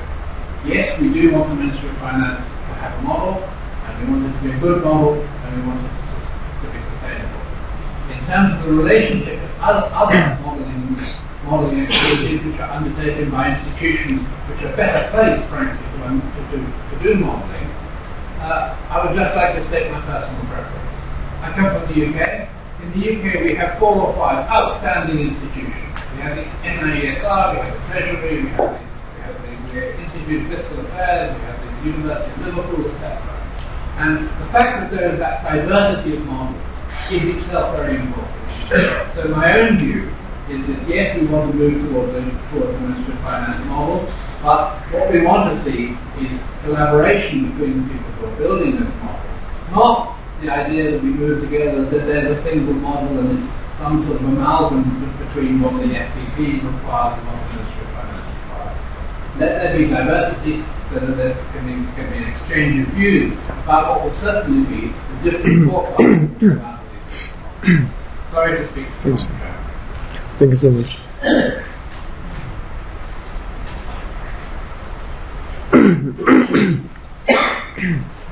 The need as an impact margin for these communication and expectation is integrated into it. Presently, what we feel the problem is that we have at the moment is a financial problem. I mean, there is a linking on the different economies and based on the statistics. In fact, the need arises because the planning commission creates a new plan that based different assumptions and projections based on cost dynamics. I don't think that they have based on these assumptions and the project for some model. While in the science division, the medium framework which March talked about, there is skewed type of differences between the planning commission and the finance division. So the need arises that there should be consistency. While on the other hand, State Bank has a different model as they are a research organization. And finance is a research organization. But the need has been raised because when we go and talk with different partners and we use of business scenarios and future scenarios and taking into account of the risks involved in estimating of the cost. So the difference of opinions arises between the Ministry of Finance and the State Bank. So this issue was discussed at various forums and analytics and board meeting decided that both the organization, including the private State Bank, planning and finance, even the Ministry of Commerce, they should come on the same page to develop integrated model. So the first step is under the project we have the expertise in the systems contract for the project to help us in building up modeling in the finance region. We have started with a partial community model. We usually come, but we have to go for the equations and then going for the model.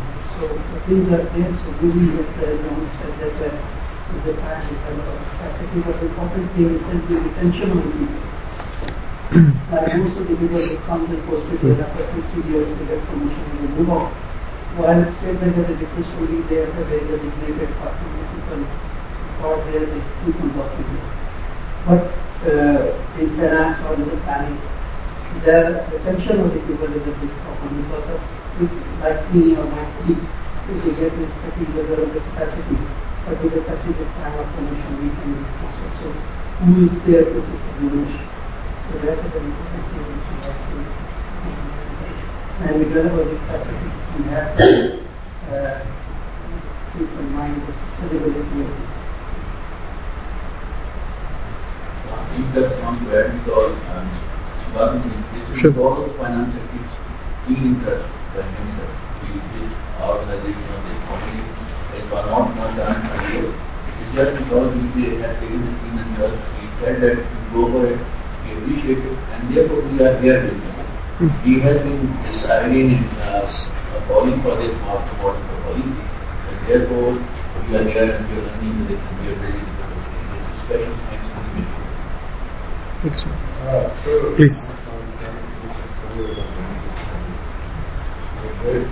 Basic question. Do you read the model? For what? For projection? Is our aim only correct projection?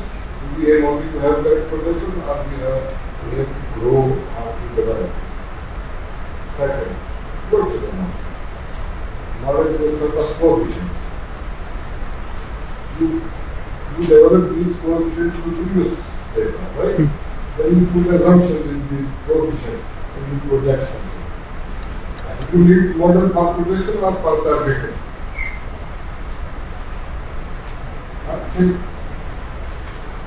we have a one. It's a trend. We use coefficients. That is components of GDP and its coefficients. Then, as a model with the function for future, but we put a presumptive value in the coefficient for future projection. So we simply have a when we share this spread by our time. We consider the previous economic level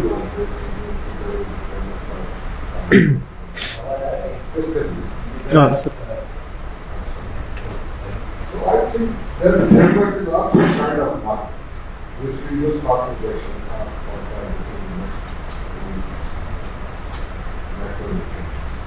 So saying that we don't have model, so we are just zero.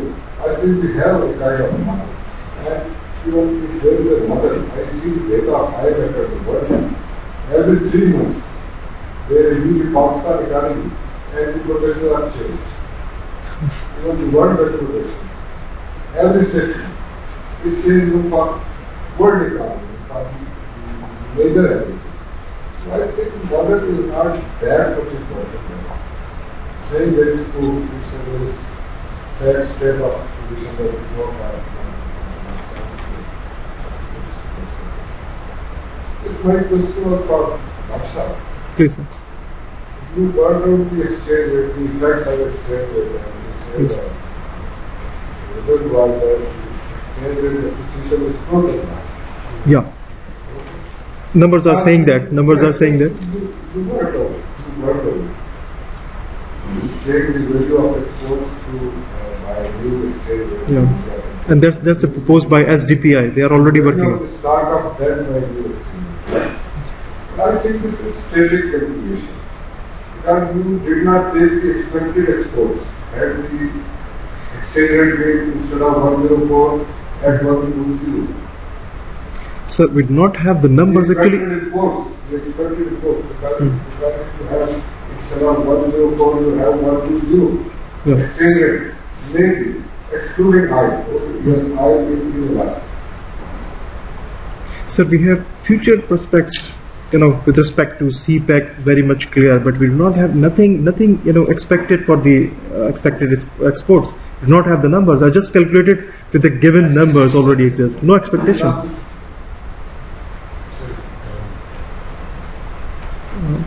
Please.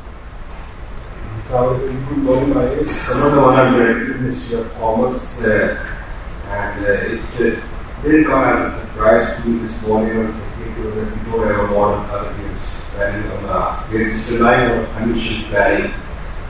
I think I've already spent around 15 years in public service, and I think we need to make, I would say, an element to the system. As it comes to our day-to-day decision making, it's much more whimsical, as Dr. Zaman had mentioned in the start of the presentation, that the human comes from America and he says, goes to a state, and the state says, we just take a beautiful model. At least the state is following a model. It is a very much relevant model. You ask 10 guys, and 8 of them will be taking this model while choosing a future spouse to their assets. My more interest in my focus was that macroeconomic export elasticity started. And having had a look at this presentation, I would also like to speak on the basis of my experience. I've got a very large experience of doing textiles in all the export sectors of Pakistan. I didn't particularly work at. Recently joined the Ministry of Commerce as I came back from a foreign posting in Southern African country, South Africa. That export-led growth is the future of Pakistan. Growth-led export is the future of Pakistan. It can't be other way around.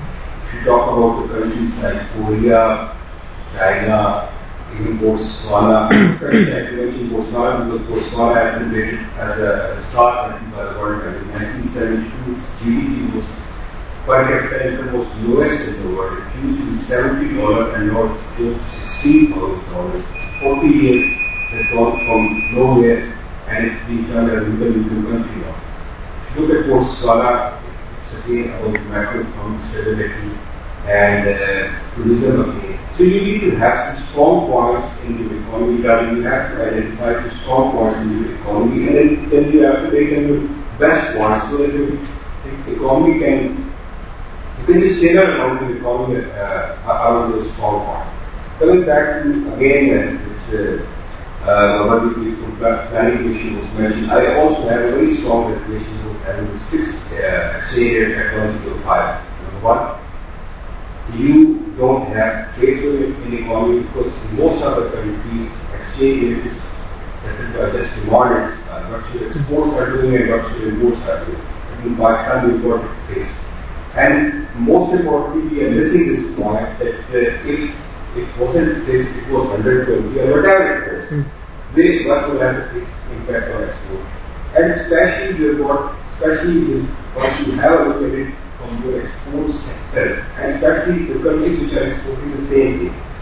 Look at the devaluation of those countries, like in the last 5 years.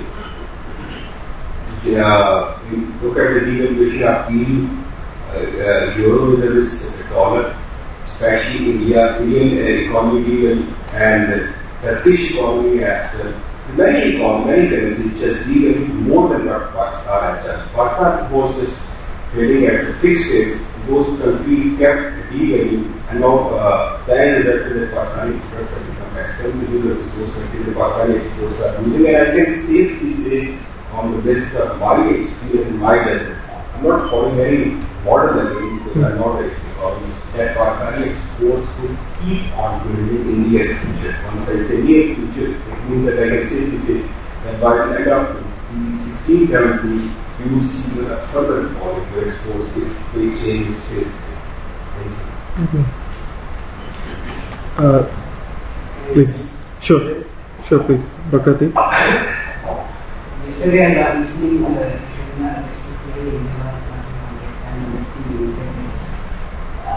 whenever the exchange rate change, immediately your credit card will ask for a reduction in the price. There is no benefit to the exporter as such. So this is one point. Second thing, that what is happening to the exporter is what is happening to the imports. On one side we are very clear. If we are talking about imports, we have a plan to extend our 6,000 megawatt electricity is to be produced by imported fuels. So there is clear cut indication that imports will increase in the near future. But what will happen to exports? If you see CPEC project, you will find that there are some industrial zone and so.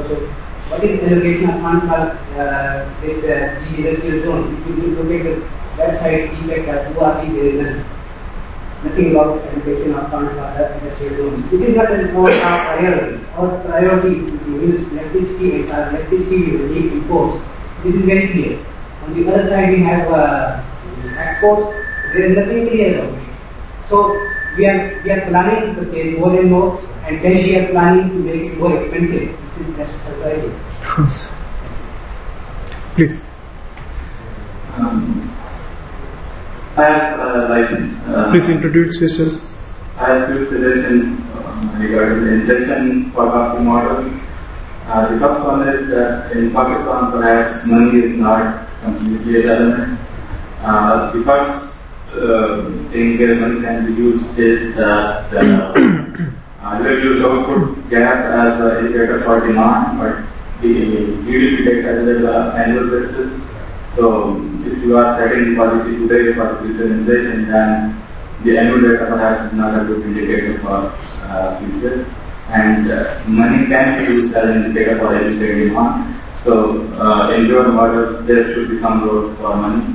And then there are some papers that one of the important components of the money is public sector borrowing, like borrowing from the central bank and the banks, that also causes inflation. So there should be some role of money in your models. And then there is the second one about using the weighted average consumer price index of the trading partners as an indicator of global inflation. I guess that it should be more relevant to use the WPI indicator because CPI also includes non-tradable goods. If we use like WPI mainly consists of the tradables, that can be more relevant for our education purposes. And then, comment for your presentation, you are looking at nominal exchange rate. Have you looked at the real effective exchange rate? No.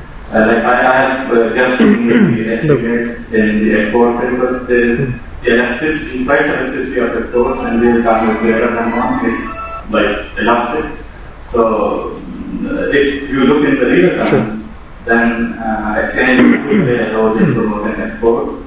And the second thing is that if there is a trade gap, then you have to like finance it. Either come borrow. If you borrow it, it will pay your external debt. If you don't borrow, you will lose the reserves.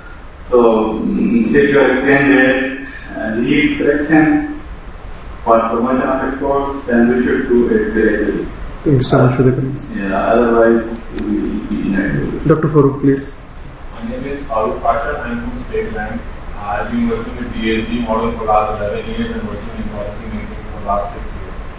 So I just wanted to tell you something George Box said. I don't know, I'm sure most of you have heard of it, just because we are discussing about models. He has his favorite quotation. He said, all models are wrong. He didn't say DSG, he didn't say econometrics, he didn't say partial, he didn't say general equilibrium. He said all models are wrong, some are useful. So our goal should be to make useful models. And use of anything depends on what the question they are trying to address. Because this conference is also not about macro models. It's macro models for policy making. And policy making has been happens at different levels, fiscal level, monetary level, trade level. So the idea here should be about talking about models that can be used for different questions to be addressed. I agree with the Mr. Gray's assessment that you don't need one model to answer every question. And frankly speaking, नाउज़ुबिल्लाह में से खुदा कोई भी नहीं. अगर हर चीज का answer हमारे पास पहले मौजूद हो, एक चीज से मौजूद हो, it's like having the globus in your hand, you can see what's going to happen in the economy. Right? My second point is a simple point about DSG models. Like DSG models have been in the literature for a while, and they have been recently been under fire, and I agree with all the criticism. But one thing that gets lost in the criticism is that the main advantage of DSG model is not that they can forecast, it's not that they can tell the future. It's the concept of GE, general equilibrium, which is the place where you can have the product market and the consumer market and the labor market, and you can look at the interlinkages, right? Any type of partial model that has the best model for the fiscal side or for the monetary side does not have the other sector is going to be not that useful for the aggregate macro policy. So that is something I just wanted to emphasize. Right, I wanted to ask you guys a question. Who do you trust more? The person who says this is my assumption and this is what I'm saying, and you can say whether it's right or wrong, or the person who is going by kinds of their seats, right? Just going by, you can't ask them why they're saying something. So questioning the assumption is the right thing to do. And to be honest with you, as a DSG modeler myself, I take pride in the fact that when I make an assumption, I put it down on paper. When I take a value of the parameter, I put it down and I put how I got it. And so anyone can go and say this is wrong. And frankly, the thing is, then you have to have the ability to admit to it that you maybe your assumption is wrong, and you can go and change it.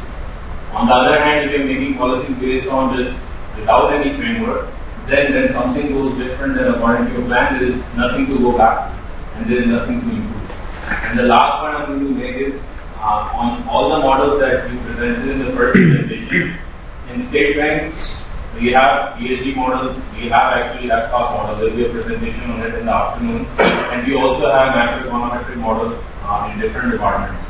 And all of them are useful for something, which is linked with my earlier point. All of them have weaknesses. All of them can be improved.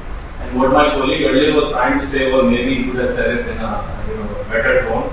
But the point is that we have worked even on fiscal side. We have, like for example, we have published an academic paper with Dr. Lee Choudhury is going to be here later on the fact that there is borrowing from the fiscal side in the banking sector. It's a partial model. It's a paper published in an international journal called the Dominant Borrower Syndrome. We have paper on ESG model that also incorporate the fiscal side. Again, we are doing it from our purposes. I really believe that you guys need to develop for your needs, because the needs are different for different institutions. But the point he was trying to make is that even there are some models out there that might not be exactly what you are looking for, but So you might be able to find some ideas from that, or even consult the people and the work that has been done can be used by you as well. And then finally, data issues are there in every country in the world. I just was in the fact New York last week, and I used to make an example. I always give example of wrong things I did myself. I used to tell people that in Pakistan and the GDP data comes after 3 years back. You have the final number after the 3 years. First you get the provisional number, you get the revised number, and then you get the final number. And I was astonished to find out that precisely the same thing happens in US. The GDP numbers get finalized after 3 years. Even the quarterly numbers get revised 3 times a year. Because that seminar was about US economic indicators. And there is subjectivity in that data as well. The best thing about data is, my last point is that when you plot a data set, you don't need to be an economist. When something goes wrong, you can see it. Right? So there are issues with data, at least you can identify what are the issues. And then, as Dr. Rahman was saying, you can go and see whether it's because the basic was changed or whether something else was changed. Sorry for it. Thank you, sir. Dr. Zaman, please. I think it's not working. I think this room is smart. But if important points have been made, I would say that the most fundamental is what Dr. Gray said about the institutional capacity. The mic is not working. That is, everybody feels like from planning commission that we don't need model, we have judgment and we can exercise. So, first of all, we need to have some we have to institutionalize change. I mean, this feeling that we need models, and I mean, it has to be, I mean, model output has to be somehow built into the planning process.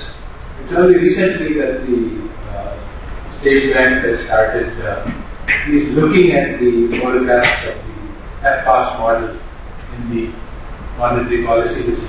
Previously, the model was there, but the forecasts were not considered as relevant to policy making.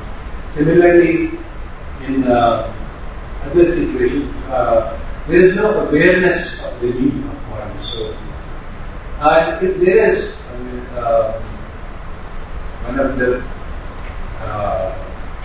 authors, Polanyi, said that there are intentions remain, that motivations and intentions remain unrealized until they are given an institutional shape, and everybody, except wants world peace.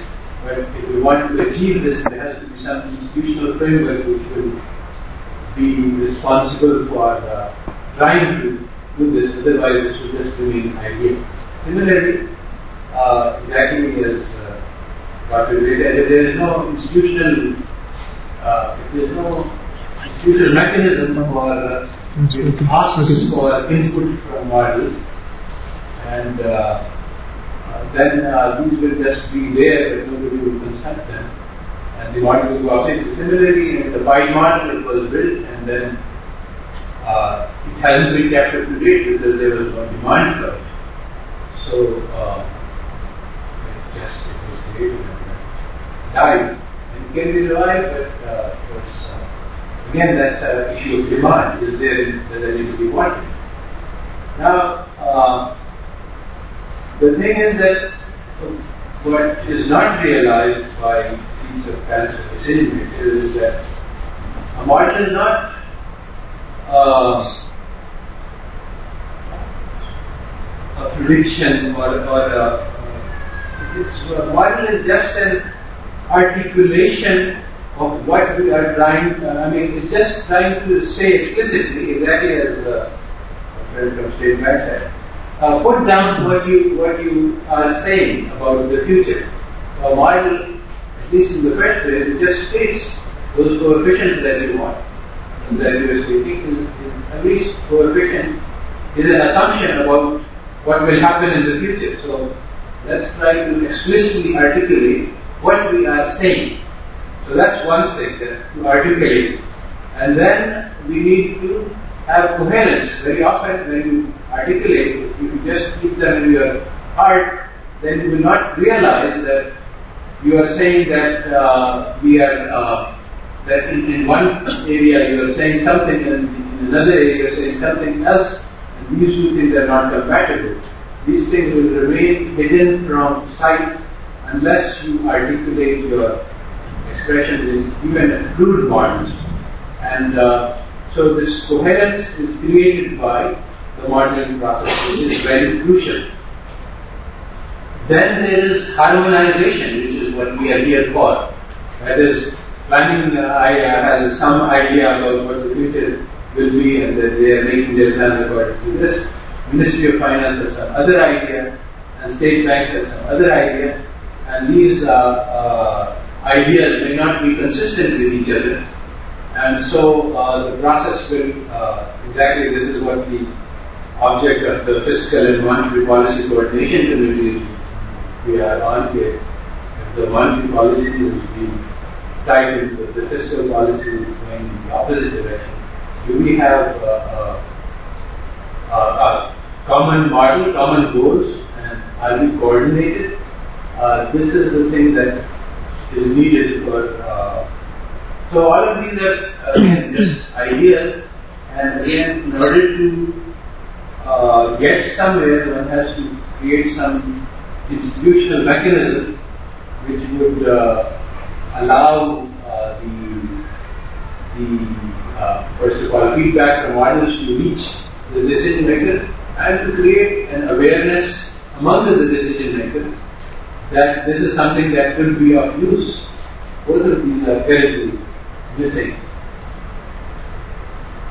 So this conference was just to take stock taking actually. This is what is this current and reality, and maybe we can see if we can try to take steps to improve this. Thank you. Sir, please. You have a question? Yes. In fact, I would be second Professor Zama. I had sort of a 15 years experience in bringing new models and presenting it to the planning commission. I think the biggest challenge this program will face is creating the demand. And that's what Professor Zama has put forward. Yeah, institutional capacity, we may be successful in the fight. It is the demand that was not there that the earliest models created. And I think that is the biggest challenge. So, the main point here is creating the demand, because policy makers have to say that look here, I'm going to make a policy, what is the empirical evidence? I need to have this first before I move ahead and form a policy. Secondly, I think models, as people have clearly said, that every model has a weakness. They are more like an indicative instrument.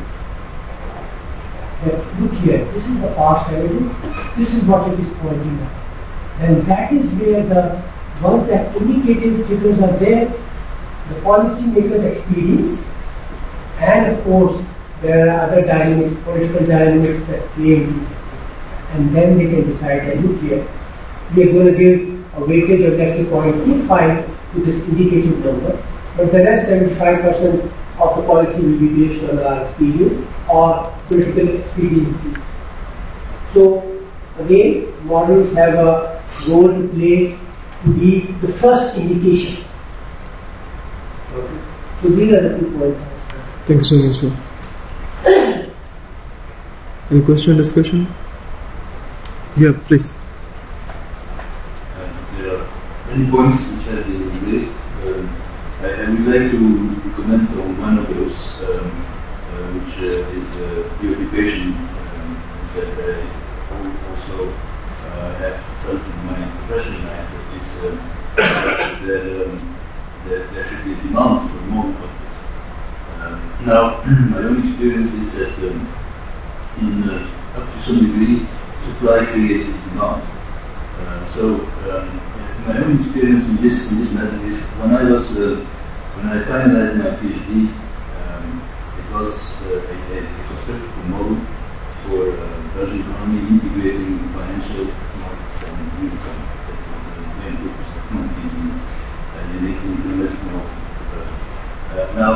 governor of the central bank participated in conferences and meetings where other central banks came with their governors, came with some outputs from their models, and the central bank of the governor of my central bank said, I need that as well. So they called me and said, can you do this in the central bank?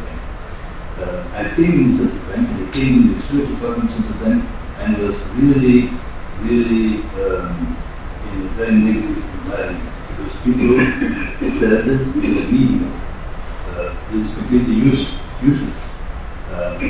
And most of the time, this is because these people don't know what models are and what is the usefulness of models.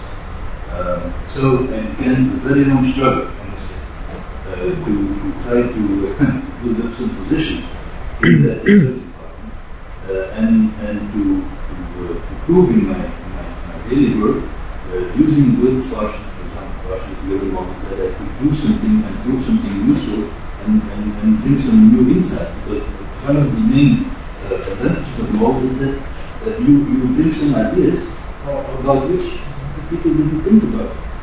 So in that sense, I had quite a long struggle in that department. And at some point of time, because I had then the section division chief, we used to produce every month a paper which was presented in council and so on. And I came up with my econometric estimates. At one point in time, I gave it to my supervisor and he said, now, okay, tomorrow I want a normal pay on that subject. So it was a painful process, but trying to continue, and if you are determined and you are convinced about the usefulness of your work and of your instruments, you just go on. And at some point in time, the new government came in and said, I'm going to give you a research department with highly mathematically trained people, and you are going to have to do this, because the situation was that you give central banking, for example, you give central banking, different central banks who are already highly advanced in these issues, and that proved to be useful, and these governors appreciate these things in their meetings. So in fact, it can be a painful process, and you can be a struggle, but in the end, I think it is for the benefit of the institution, and that is my own experience in this regard. That's a very important point, that even if there is no demand, I think, in my view, that should not hinder you to go forward. Thank you so much. I think that's it. Thank you so much for the intuitive and fruitful discussion. We have a tea break now. The second session will start 11:45, that is 11:45. Thank you so much.